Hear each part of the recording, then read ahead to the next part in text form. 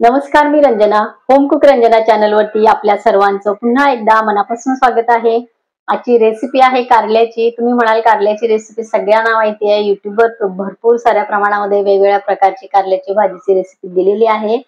पण मी अगदी खरं सांगते की ह्या पद्धतीने कारलं नक्कीच कोणी बनवलेलं नसणार आहे. चला तर मग रेसिपीला सुरुवात करूया. रेसिपी संपूर्ण बघा. कारल्याची ही भाजी या प्रकारे बनवून बघा, खाऊन बघा आणि मला कमेंट करायला विसरू नका. चला तर मग रेसिपीला सुरुवात करूया. कारलं बनवण्यासाठी इथे मी 4 कारली मोठी मोठी कापून घेतलेली आहे. हे बघा, ह्याच्यामध्ये लाल पण बिया झालेल्या आहेत, त्या सुद्धा मी घेतलेल्या आहे. बिया मी यातल्या काढलेल्या नाही. हे बघा, कडक सुद्धा बिया यामध्ये ठेवलेल्या आहे. तुम्ही म्हणाल कारल्यातल्या बिया सगळेच जण काढतात, तर ह्या चांगल्या लागत नाही. तर या पद्धतीने कारलं नक्की करून बघा.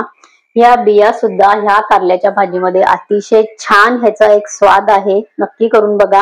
आपण ह्यातल्या बिया आणि हा भाग बाजूला काढतो, तर न काढता या पद्धतीने कारलं नक्की करून बघा. हे बघा, 4 मोठाले कारले स्वच्छ धुवून आणि ह्या पद्धतीने कापून घेतलेले आहे. फार बारीकही ते केलेले नाहीये. या पद्धतीने कापायचे आहेत. एक मिडियम साईजचा टोमॅटो आहे. 5-6 लसणाच्या पाकळ्या साली सगळं जाडसर ठेचून घेतलेले आहे.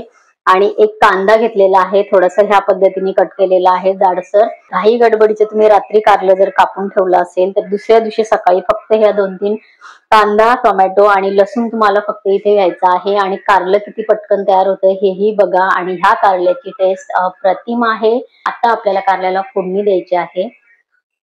कढईमध्ये आपल्याला घालायचं आहे 2 टीस्पून मी तेल घातलेलं आहे. तेल अगदीही कमी घालायचं नाही आणि खूप जास्तही तेलाची गरज आपल्याला इथे नाही. 2 टीस्पून मी इथे तेल घातलेलं आहे. तेल कडकडीत आपल्याला गरम करून घ्यायचं आहे. 3 हिरव्या मिरच्या मी इथे कट करून घेते बारीक तुकड्यांमध्ये. जर हिरवी मिरची टाकायची नसेल, लाल मिरची सुद्धा टाकू शकतो पावडर, लाल मिरची पावडर. या फोडणीची पद्धत संपूर्ण बघा. अर्धा टीस्पून मी इथे राई घेतलेली आहे आणि अर्धा टीस्पून घेतलेले आहे जिरे. कापून घेतलेले जे साहित्य आहे तर हे आपल्याला सर्व टाकायचं आहे. कारलं सुद्धा आपल्याला आत्ताच टाकायचं आहे. व्यवस्थित आपल्याला हे मिक्स करायचंय. हळद आणि हिंग आपण नंतर घालणार आहे.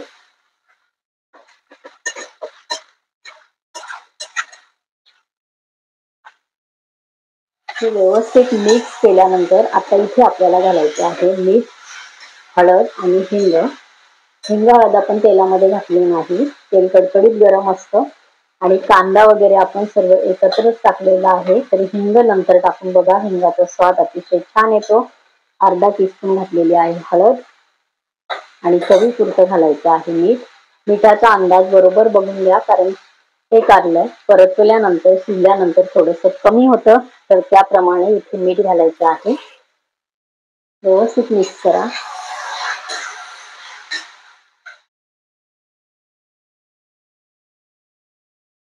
तुम्ही म्हणाल तेलामध्ये कांद्याला कलर येऊ दिला नाही, लसूण छान तळला नाही, भाजी कशी लागेल.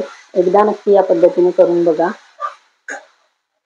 व्यवस्थित आपण मीठ घालून, हळद, हिंग घालून सर्व व्यवस्थित मिक्स केलेलं आहे. गॅस मी आता कमी केलेला आहे. गॅस ह्यावरती आपल्याला आता व्यवस्थित झाकण ठेवायचं आहे आणि कमी गॅस मिडियम पण ठेवायचं नाही आणि फुल पण ठेवायचं नाहीये.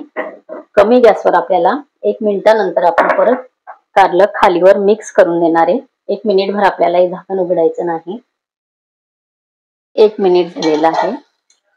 वाफेमुळे कारल्याला छान मस्त पाणी सुटतं आणि त्यामध्ये आपण टोमॅटो घातलेला आहे. कांदा टोमॅटोला छान पाणी सुटतं. आणि हे बघा, थेंबही आपण पाण्याचा घातलेला नाहीये, तरी सुद्धा कारल्याला भरपूर सारं पाणी सुटलेलं आहे. आणि ह्याच कारल्याच्या भाजीची चव याच्यामध्ये उतरते, कारण कांदा आणि टोमॅटो मध्ये ही भाजी शिजल्या जाते. कांदाही आपण असा फार काही घातलेला नाहीये. एक मिडियम साईजचा कांदा फक्त इथे वापरलेला आहे. की गॅस फुल करायचा नाही, कमी गॅसवरती ही भाजी झाकण ठेवून शिजवायची आहे. वाफेमुळे पाणी तयार होतं आणि छान भाजी शिजल्या जाते. 1 मिनिटानंतर आपण परत खालीवरती मिक्स केलेलं आहे. आता परत आपण एखाद अर्धा मिनिटासाठी ठेवूया. कारलं जेव्हा आपल्याला वाटलं की छान असं शिजलंय, एकदम गाळपण नाही, तेव्हा आपण गॅस बंद करू.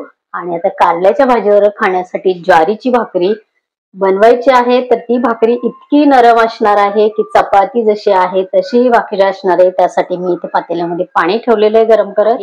पाण्याला खळखळून उकळी आलेली आहे। अशीच उकळी आपल्याला आणायची आहे। कितीही भाकरी करायची असतील मऊसूत अगदी पातळ नरम चपाती सारखी भाकरी येते। ज्वारीचं पीठ आपल्याला जेवढ्या भाकरी बनवायच्या आहेत तेवढं पीठ आपल्याला एका बाउलमध्ये, भांड्यामध्ये, पातेल्यामध्ये किंवा ताटामध्ये तुम्हाला ज्यामध्ये योग्य असेल त्यामध्ये आपल्याला हे पीठ घ्यायचं आहे। 5 ते 6 भाकरी याच्यामध्ये होणार आहे एवढं पीठ मी इथे घेतलेलं आहे। तर आता पाणी खळखळून उकळी आलेली आहे। गॅस मी बंद केला आणि हे जे पाणी आहे तर हे तुम्ही म्हणाल किती भाकरीला किती पाणी घ्यायचं, तर हे 5-6 भाकरी मी करणार आहे। 1.5 ग्लास मी पाणी टाकलेलं आहे। तर इथे फक्त तुम्ही पिठाची कन्सिस्टन्सी बघा की आपल्याला पाणी कितपत हवं आहे, त्यामुळे इथे मेजरमेंट पाण्याचं काहीही सांगता येणार नाही। तुमच्या भाकरी जेवढ्या असतील त्याप्रमाणे तुम्ही इथे पाणी घ्या। फक्त पिठामध्ये पाणी किती घालायचं आहे ते मी इथे दाखवते।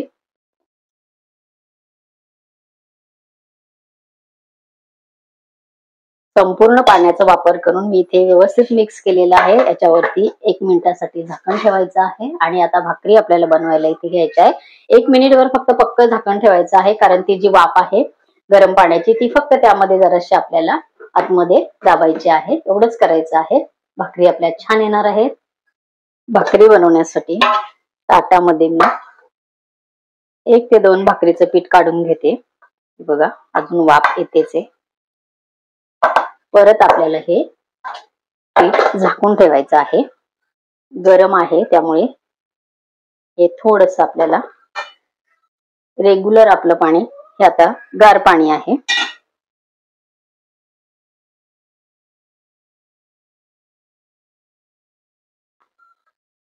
हाताने आता मळू शकतो असं हे पीठ झालेलं आहे।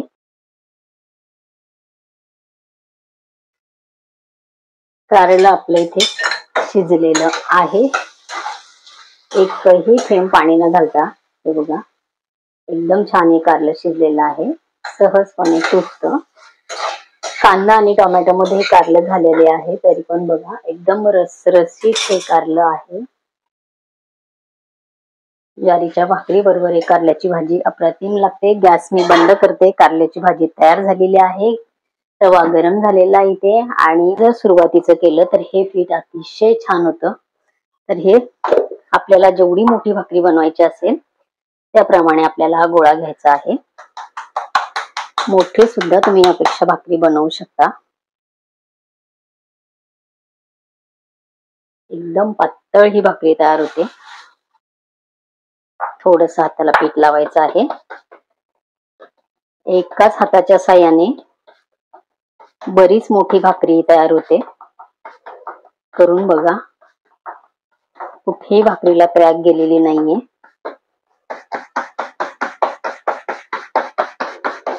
खूप पातळ ही भाकरी मी इथे केलेली आहे। बघा तवा गरम आहे।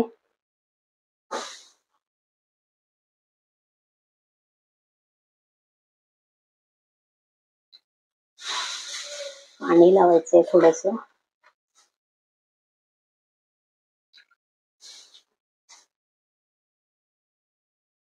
वरचं पाणी लावलेलं आपण भाकरीचं सुकलेलं आहे।